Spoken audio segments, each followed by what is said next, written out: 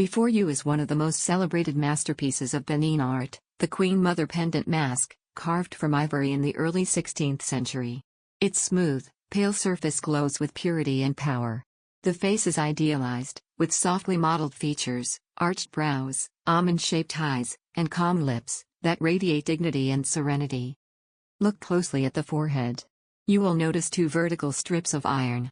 These represent scarification marks, patterns traditionally cut into the skin with sharp blades.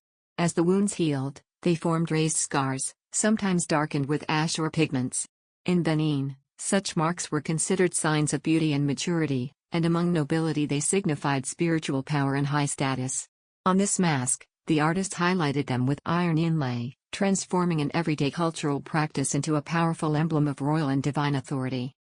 Now turn your eyes to the crown and collar. They are a tour de force of miniature carving, decorated with alternating figures of tiny human faces and stylized mudfish. How to tell them apart?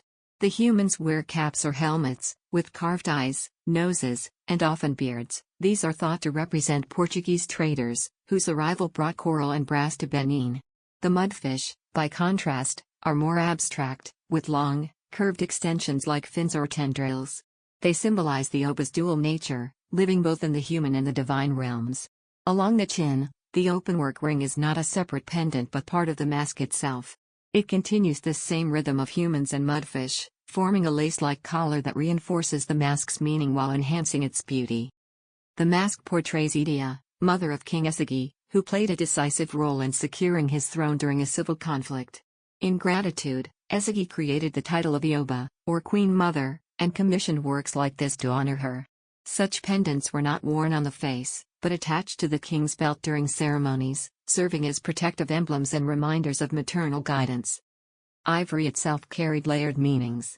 In Benin, the color white symbolized ritual purity and was associated with Olokun, the god of the sea, source of wealth, fertility, and spiritual power.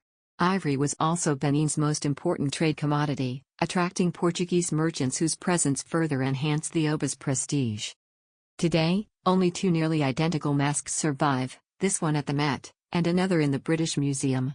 They stand not only as icons of African art, but also as witnesses to colonial plunder and ongoing debates over cultural restitution.